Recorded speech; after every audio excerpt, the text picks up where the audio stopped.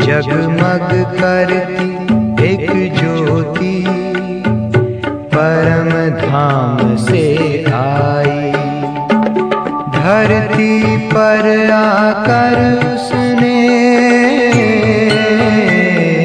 धरती पर आकर उसने हर एक ज्योति जग। शांति 1 दिसंबर 2024। आज की अव्यक्त मुरली है, रिवाइज है 18 जनवरी 2003। आज बाबा ने बच्चों को कहा सार में कि ब्राह्मण जन्म की स्मृतियों द्वारा समर्थ बन, सर्व को समर्थ बनाओ।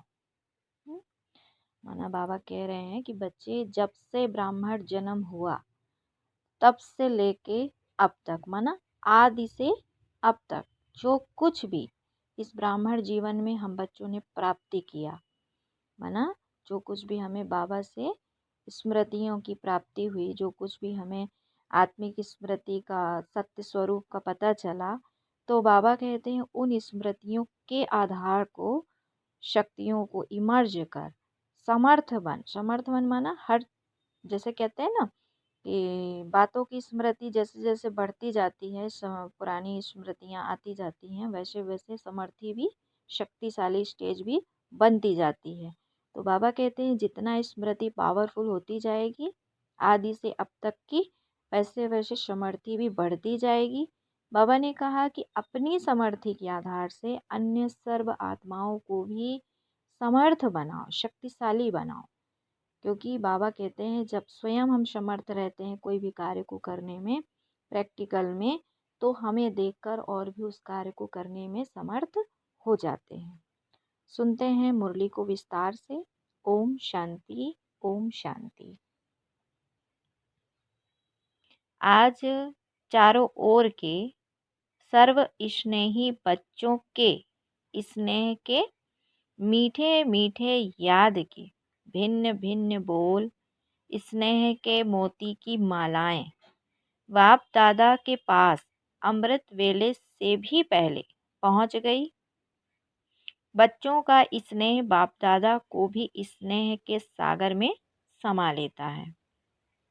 बाबा ने कहा कि बच्चों का स्नेह बाप दादा को भी स्नेह के सागर में समा लेता है।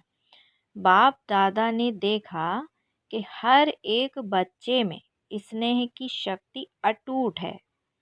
क्या देखा कि हर एक बच्चे में स्नेह की शक्ति अटूट है ना। प्यार में सभी पक्के हैं। तो स्नेह की शक्ति हर बच्चे को सहज योगी बना रही है ना। प्यार में क्या मेहनत नहीं होती। तो बाबा ने कहा बच्चों को सहज योगी बना रही है। स्नेह के आधार पर सर्व आकर्षणों से उपराम हो आगे से आगे बढ़ रहे हैं। ऐसा एक बच्चा भी नहीं देखा जिसको बाप दादा द्वारा या विशेष आत्माओं द्वारा न्यारे और प्यारे स्नेह का अनुभव ना हो। बाबा ने कहा ऐसा एक बच्चा भी नहीं देखा जिसको बाप दादा द्वारा या विशेष आत्माओं द्वारा न्यारे और प्यारे स्नेह का अनुभव ना हो।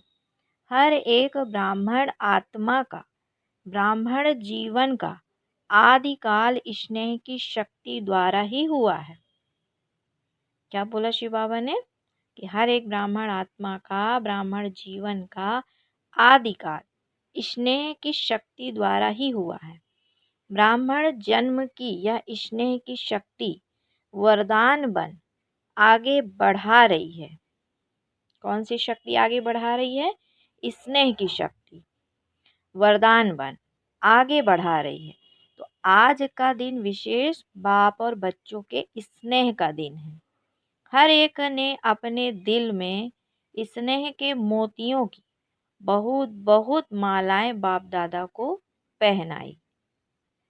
क्या बोला शिव बाबा ने? हर एक ने अपने दिल में स्नेह के मोतियों की बहुत बहुत मालाएं बाप दादा को पहनाई और शक्तियां आज के दिन मर्ज हैं। लेकिन स्नेह की शक्ति इमर्ज है।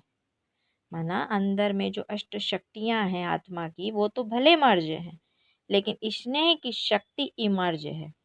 तो बाप दादा भी बच्चों के स्नेह के सागर में लवलीन है। क्या बोला शिव बाबा ने कि बाप दादा भी बच्चों के स्नेह के सागर में लवलीन है।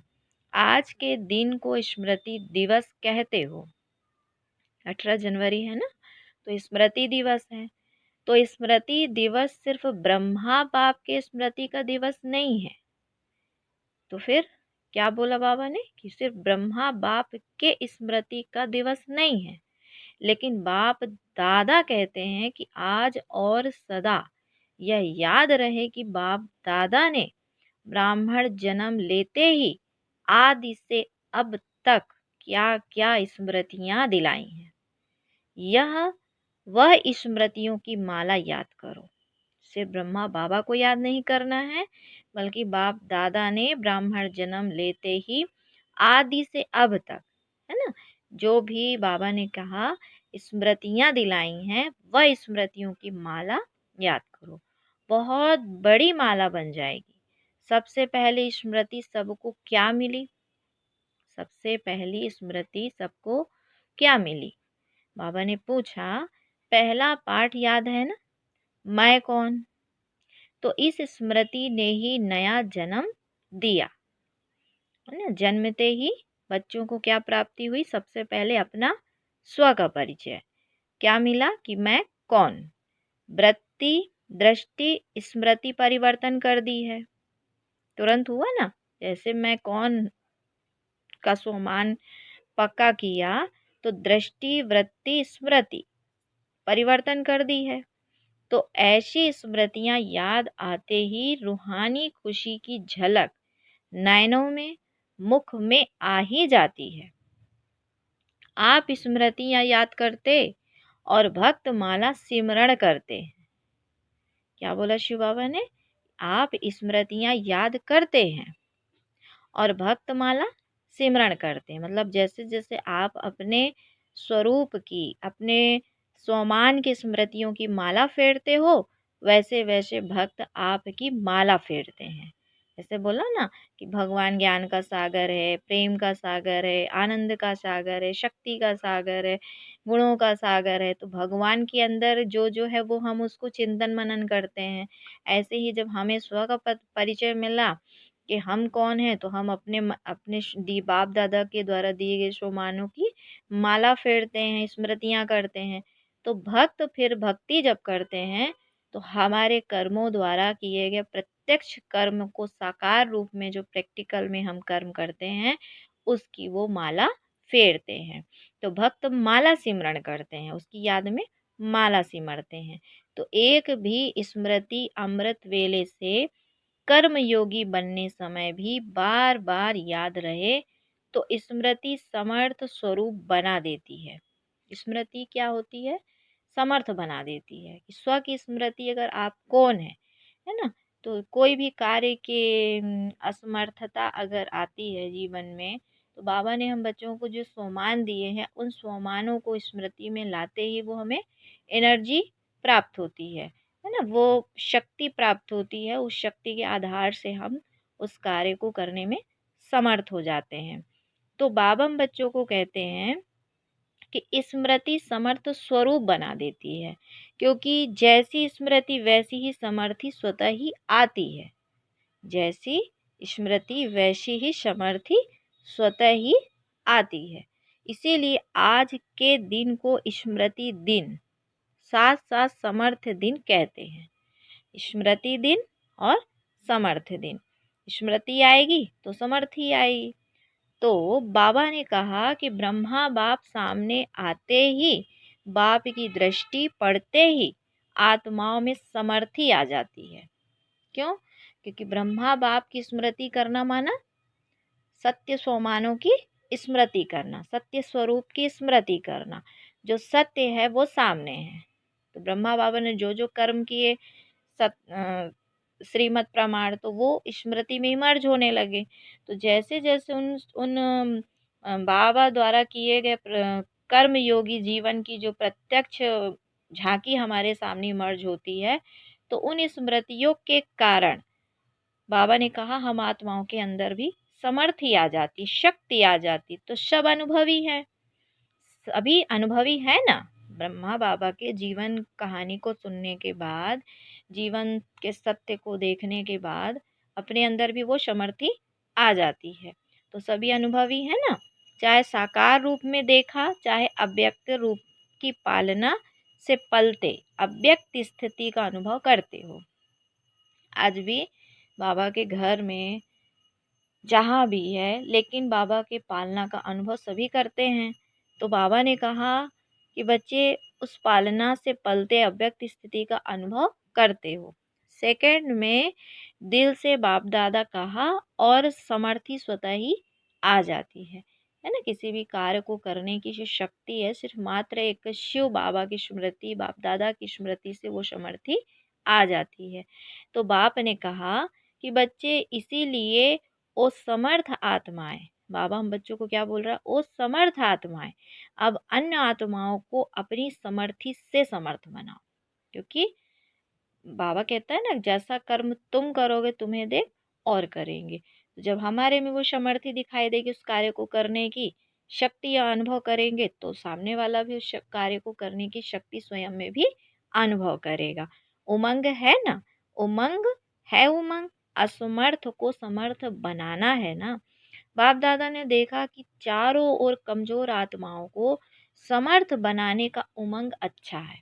कमजोर आत्माओं को समर्थ कैसे बनाते हैं? स्वयं उस कार्य को करके समर्थ बनाना। जब तक प्रैक्टिकल हम नहीं करेंगे, तब तक दूसरों को समर्थी नहीं आएगी, शक्ति नहीं आएगी। इसीलिए तो बोलते हैं बाबा कि तुम बीज हो। बीज माना इस सृष्टि चक्र के पूर्वज आत्मा हो, बीज हो, आधार हो।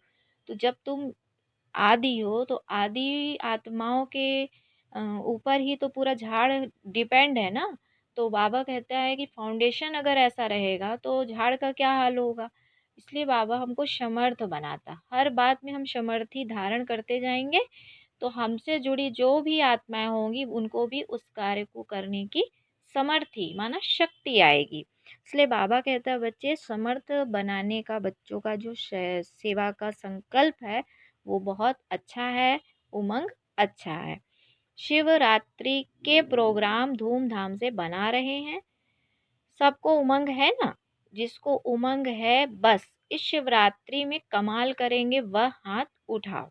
तो ऐसी कमाल जो धमाल खत्म हो जाए, जय जय हो जाए, वाह जय जयकार हो जाए, वाह वाह समर्थ आत्माएं वाह। सभी जोन ने प्रोग्राम बनाया है ना, पंजाब ने भी बनाया है ना। अच्छा है, भटकती हुई आत्माएं, प्यासी आत्माएं, अशांत आत्माएं, ऐसी आत्माओं को अंजलि तो दे दो। अंजलि माना है ना, जैसे कहते हैं ना अंजलि, थोड़ी सी अंजलि मिल जाए। तो अंजलि माना होता है कि उन्हें भी बाप का संदेश तो दे दो। फिर भी आपके भाई बहन हैं, है ना, तो अपने भाइयों के ऊपर, अपनी बहनों के ऊपर रहम आता है ना। देखो आजकल परमात्मा को आपदा के समय याद करते करते ना, लेकिन बाबा ने क्या कहा, आपदा के समय याद करते।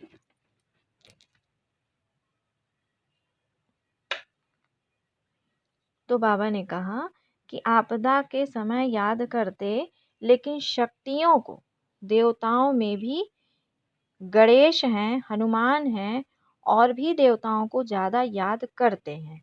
तो वह कौन है शक्तियों में?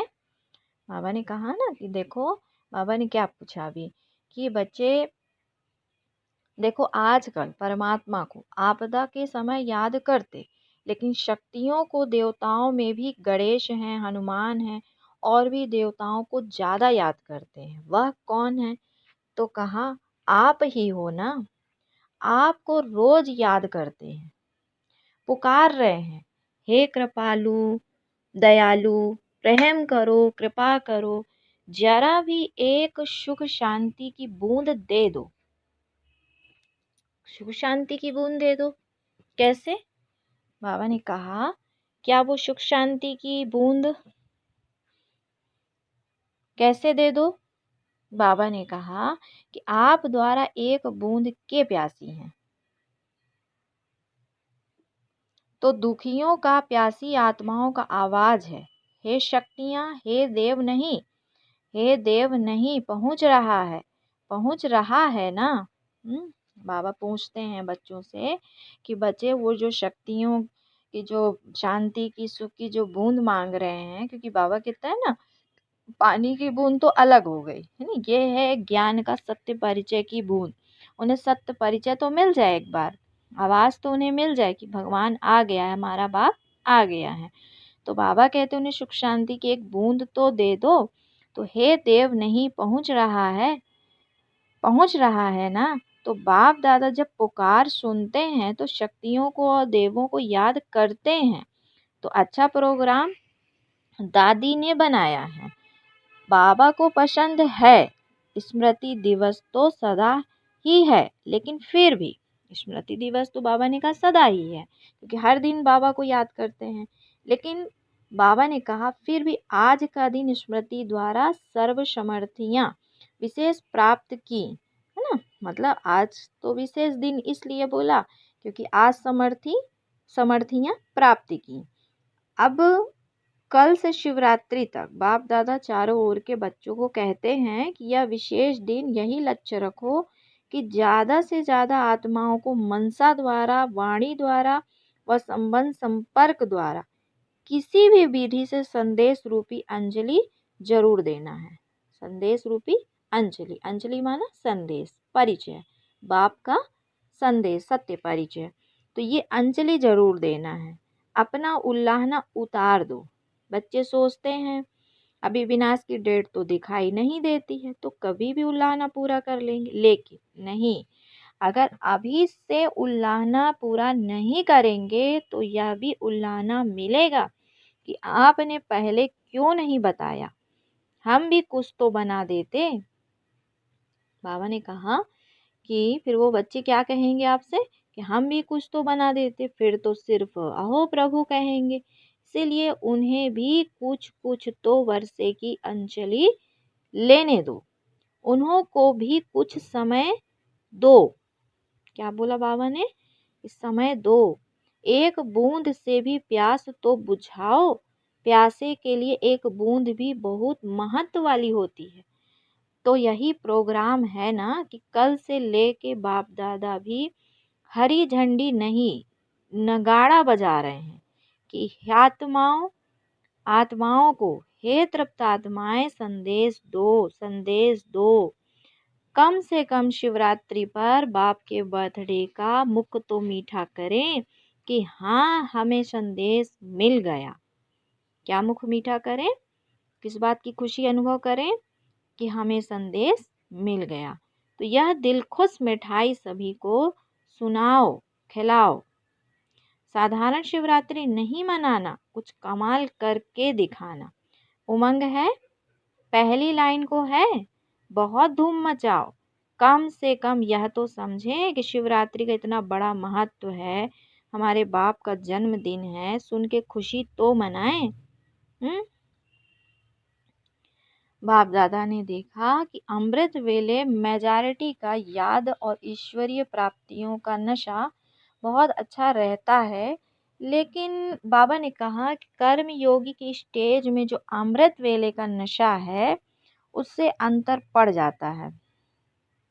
क्या बोला आज बाबा ने कि ऐसे तो बहुत अच्छा है, अमृत वेले मेजॉरिटी का अच्छा है, ईश्वरीय प्राप्ति का नशा बहुत अच्छा है, लेकिन जब कर्म योगी की स्टेज आती है तो उस समय जो अमृत वेले का नशा है उसमें अंतर पड़ जाता है। मतलब कर्म योगी के टाइम पर आपका जो नशा है और अमृत वेले के टाइम पर जो नशा है याद का, उसमें अंतर पड़ जाता है। कारण क्या है कि कर्म करते सोल कॉन्सेंस और कर्म कॉन्सेंस दोनों रहता है ना भाई। कोई भी आत्मा होगी अगर वो कर्म करती है जब बॉडी से, तो इसको स्मृति भूलती है कर्म के टाइम पे, या तो पूरी तरह कर्म में फोकस करेगा देह भान में रह के पूरा कर्म में फोकस हो, कहते हैं ना एकदम एकाग्र मन से वो ध्यान से काम कर रहा है।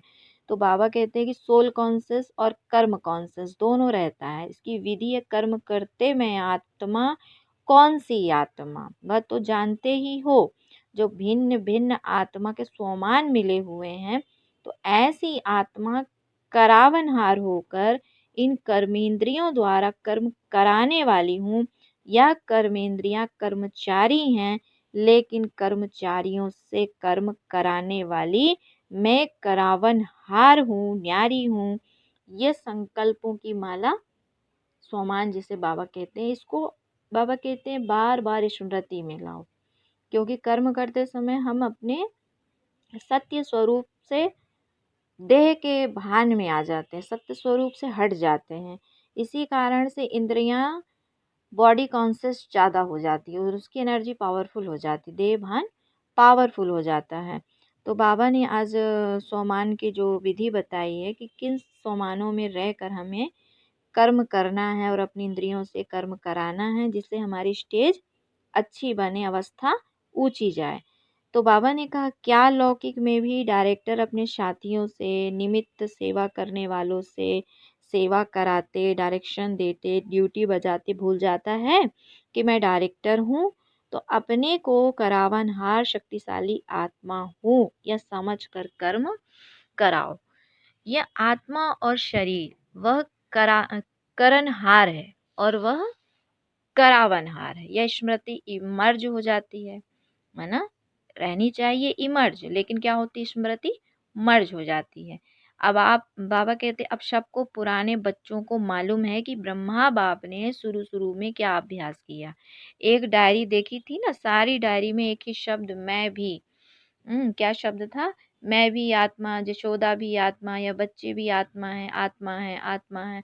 तो यह फाउंडेशन सदा का अभ्यास किया। तो यह पहला पार्ट मैं कौन, इसका बार बार अभ्यास चाहिए, चेकिंग चाहिए। ऐसा नहीं मैं तो हूँ ही आत्मा, अनुभव करे कि मैं आत्मा करावनहार बन कर्म कर रही हूँ। करनहार अलग है, करावनहार अलग है। ब्रह्मा बाप का दूसरा अनुभव भी सुना है कि यह कर्मेंद्रियां कर्मचारी हैं। तो रोज रात की कचहरी सुनी है ना, तो मालिक बन इन कर्मेंद्रियों रूपी कर्मचारियों से हाल चाल पूछा है ना।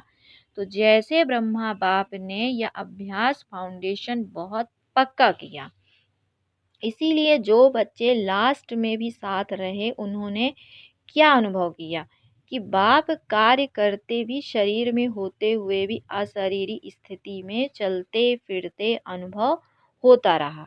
चाहे कर्म का हिसाब भी चुकतू करना पड़ा, लेकिन साक्षी हो। ना स्वयं कर्म के हिसाब के वश रहे, ना औरों को कर्म के हिसाब किताब चुकतू होने का अनुभव कराया। आपको मालूम पड़ा कि ब्रह्मा बाप अव्यक्त हो रहा है? नहीं मालूम पड़ा ना। तो इतना न्यारा साक्षी अशरीरी अर्थात कर्मातीत स्टेज बहुत काल से अभ्यास की, तब अंत में भी वही स्वरूप अनुभव हुआ। यह बहुत काल का अभ्यास काम में आता है। ऐसा नहीं सोचो कि अंत में देह भान छोड़ देंगे, नहीं, बहुत काल का अशरीरीपन का, देह से न्यारा करावनहार स्थिति का अनुभव चाहिए। अंतकाल चाहे जवान है, चाहे बूढ़ा है, चाहे तंदुरुस्त है, चाहे बीमार है, किसका भी कभी भी आ सकता है। इसलिए बहुत काल साक्षीपन के अभ्यास पर अटेंशन दो। चाहे कितनी भी प्राकृतिक आपदाएं आएंगी, लेकिन यह अशरीरीपन की स्टेज आपको सहज, न्यारा और बाप का प्यारा बना देगी। इसलिए बहुत काल शब्द को बाप दादा अंडरलाइन करा रहे हैं। क्या भी हो, सारे दिन में साक्षीपन की स्टेज का, करावनहार की स्टेज का, अशरीरीपन की स्टेज का अनुभव बार बार करो, तब अंत मते फरिश्ता सो देवता निश्चित है। क्या बोला बाबा ने? अंत मते सो फरिश्ता सो देवता निश्चित है। इतना अभ्यास जब करोगे तो ये लक्ष्य की प्राप्ति हो जाएगी। तो बाप समान बनना है तो बाप निराकार और फरिश्ता है। ब्रह्मा बाप समान बनना अर्थात फरिश्ता स्टेज में रहना। जैसे फरिश्ता रूप साकार रूप में देखा, बात सुनते, बात करते, कारोबार करते अनुभव किया कि जैसे बाप शरीर होते न्यारे हैं। कार्य को छोड़कर अशरीरी बनना यह तो थोड़ा समय हो सकता है, लेकिन कार्य करते समय निकाल अशरीरी पावरफुल स्टेज का अनुभव करते रहो। आप सब फरिश्ते हो। बाप द्वारा इस ब्राह्मण जीवन का आधार ले संदेश देने के लिए साकार में कार्य कर रहे हो। क्या बोला बाबा ने कि बाप द्वारा इस ब्राह्मण जीवन का आधार ले संदेश देने के लिए साकार में कार्य कर रहे हो। फरिश्ता अर्थात देह में रहते देह से न्यारा, और यह एग्जाम्पल ब्रह्मा बाप को देखा है, असंभव नहीं है। देखा, अनुभव किया। जो भी निमित्त है, चाहे अभी विस्तार ज्यादा है, लेकिन जितनी ब्रह्मा बाप की नई नॉलेज, नई जीवन, नई दुनिया बनाने की जिम्मेवारी थी, उतनी अभी किसकी भी नहीं है। तो सबका लक्ष्य है ब्रह्मा बाप समान बनना अर्थात फरिश्ता बनना, शिव बाप समान बनना अर्थात निराकार स्थिति में स्थित होना। मुश्किल है क्या? बाप और दादा से प्यार है ना, तो जिससे प्यार है उस जैसा बनना। जब संकल्प भी है बाप समान बनना ही है, तो कोई मुश्किल नहीं, सिर्फ बार बार अटेंशन।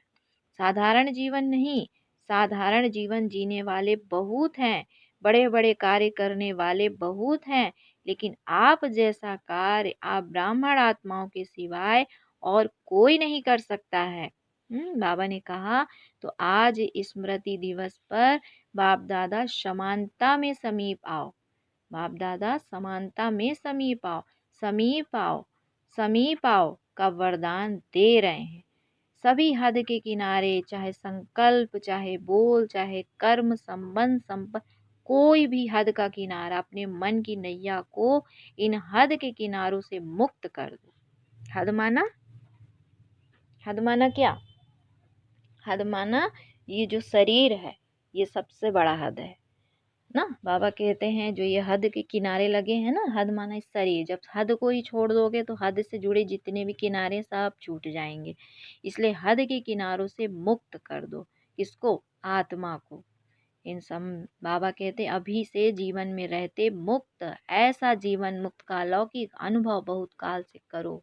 जीवन तो है, जीवन रहते जीवन मुक्त का अनुभव करो, अर्थात शरीर में रहते कर्मेंद्रियों से कर्म करते हुए इन कर्मेंद्रियों के प्रभाव से, उसके सुख दुख के फल से, उस सुख दुख के प्रभाव से बाबा ने कहा अपने को मुक्त अनुभव करो, है ना। जीवन जीते ही बाबा कहते हैं ना, भाई दुनिया में बोलते हैं ना लोग, अरे मरने के बाद किसने देखा स्वर्ग है, लेकिन यहाँ तो भगवान ने बोला मरने के बाद स्वर्ग नहीं देखना, यहाँ तो जीते जी ही बुद्धि से इस दुनिया से मरकर आपको सतयुगी जीवन का अनुभव करना है, सुख शांति का अनुभव करना है। जब हम उस दिव्य गुणों को, उस दैवी गुणों को जो भगवान ने हमें वरदान स्वरूप दिए हुए हैं, हम अगर उसकी धारणाओं में जीवन जिएंगे तो हम जीते जी ही स्वर्ग का अनुभव करेंगे, जीते जी जीवन मुक्त का अनुभव करेंगे। तो ये अभ्यास बहुत काल से करो। बाबा ने कहा एक दिन में नहीं होगा, डेली डेली अपने आप को याद दिलाओ कि मैं कौन सी आत्मा हूँ। पहला तो मैं आत्मा हूँ, ये तो पक्का हो गया, लेकिन मैं कौन सी आत्मा हूँ। तो इसलिए सोमानों की माला को फेरो, स्मृति में बार बार लाओ, तो वो वाइब्रेशन चारों तरफ फैलेंगे।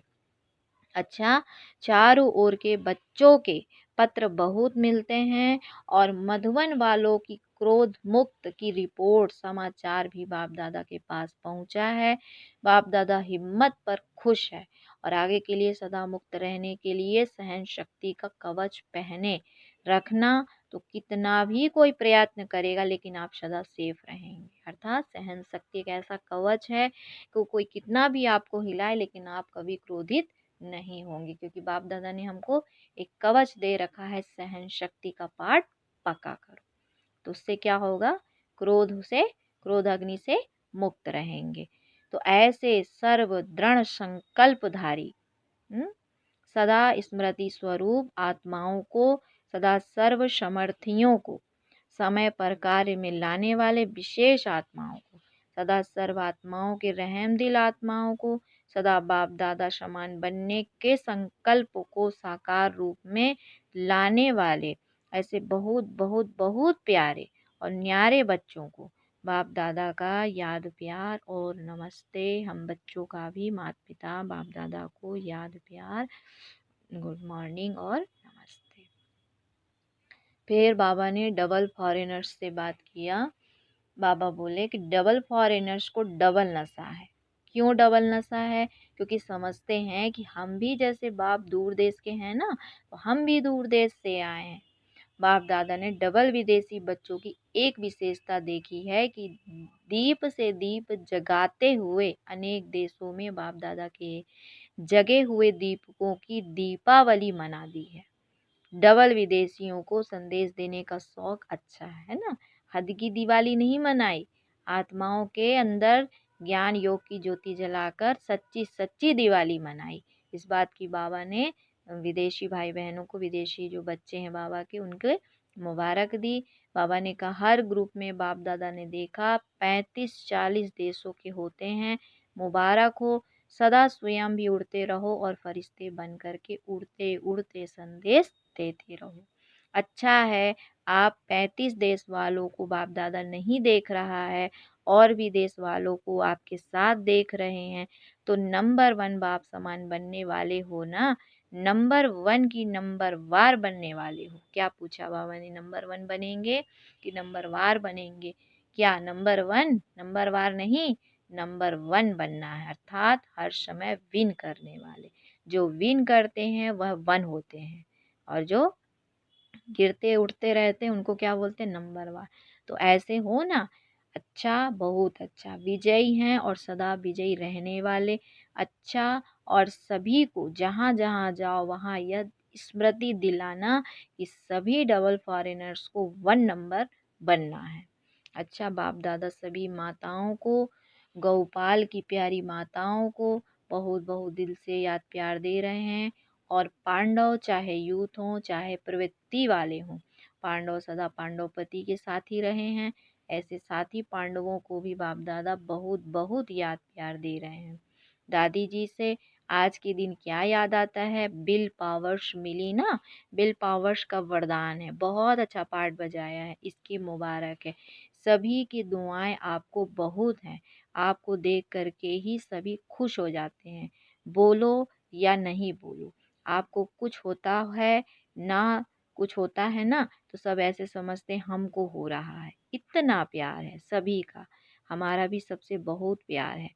प्यार प्यार तो है सब बहुत सभी से, लेकिन बाबा ने कहा यह प्यार ही सभी को चला रहा है। धारणा कम हो ज़्यादा हो लेकिन प्यार चला रहा है। बहुत अच्छा। ईशु दादी से इसने भी बहुत हिसाब किताब चुकतू कर लिया, कोई बात नहीं, इसका सहज पुरुषार्थ सहज हिसाब चुकतू सहज ही हो गया। सोते सोते आराम मिला विष्णु के मुआफिक। अच्छा, फिर भी साकार से अभी तक यज्ञ रक्षक बने हैं, तो यज्ञ रक्षक बनने की दुआएं बहुत होती हैं।